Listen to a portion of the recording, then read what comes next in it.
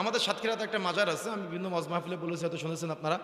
তো সেখানে আমরা কয়েক বছর হবে আমরা 3 জন বন্ধু গিয়েছিলাম দেখার জন্য যে মাজারে কি হয়। তো গিয়ে দেখি ওখানে ওই মহিলারা বোতলে করে পানি নিয়ে যায়, হুজুরের কাছ থেকে পানি পড়ে নিয়ে আসে। তো ওই খাদেমকে জিজ্ঞাসা করলাম যে এখানে পানি নেওয়ার কাহিনীটা কি। তো উনি বলতেছে যেখান থেকে যে নিয়তে পানি নেয় তার সেই নিয়তটা পূর্ণ হয়ে যায়। ভালো করে শুনেন, যে নিয়তে পানি নেয় তার নিয়তটা পূর্ণ হয়ে যায়। তো আমি জিজ্ঞাসা করলাম যে পীর সাহেব কোথায়, একটু পীর সাহেবের সাথে দেখা করা যাবে কি। তো বলতেছে পীর সাহেব তো অসুস্থ, পীর সাহেব একটু কানাডায় গিয়েছে। কথা বুঝেন না মনে হয়। পীর সাহেব অসুস্থ হলে কোথায় যায়, আর মুরিদ অসুস্থ হলে কোথায় যায়? পীর সাহেবের কাছে যায়। তাহলে পার্থক্য বুঝতে পেরেছেন? পার্থক্য বুঝতে পেরেছেন?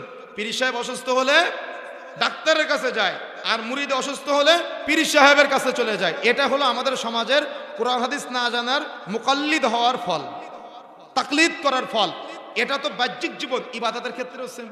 আপনি সালাতের ক্ষেত্রে আসেন, সালাতের ক্ষেত্রেও, সিয়ামের ক্ষেত্রেও, হজের ক্ষেত্রেও, যাকাতের ক্ষেত্রেও সেম। প্রতিটি সেক্টরে যখন আপনি আল্লাহ এবং আল্লাহ রাসূল থেকে দূরে সরে যাবেন, তখনই আপনি এই প্রচলিত মাযহাবী গণ্ডির মধ্যে সীমাবদ্ধ হয়ে ইসলাম থেকে দূরে সরে আসবেন। কখন দূরে সরে আসবেন আপনি বুঝতেই পারবেন না। এটা হলো আমাদের লক্ষ্য। আমাদের লক্ষ্য কি, লক্ষ্য উদ্দেশ্য কি? আমরা চাই এমন একটা ইসলামী সমাজ যেখানে থাকবে না প্রগতির নামে বিজাতীয় মতবাদ, থাকবে না ইসলামের নামে কোনরূপ মাযহাবী সংকীর্ণতাবাদ। বিজাতীয় মতবাদটা কি বুঝতে পেরেছেন আপনারা? বুঝতে পেরেছেন? মাযহাবী সংকীর্ণতাবাদটা বুঝতে পেরেছেন?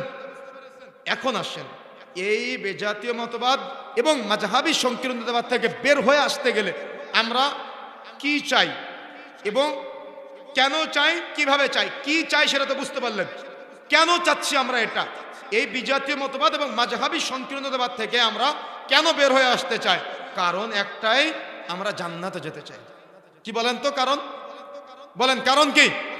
জান্নাতে যেতে চাই।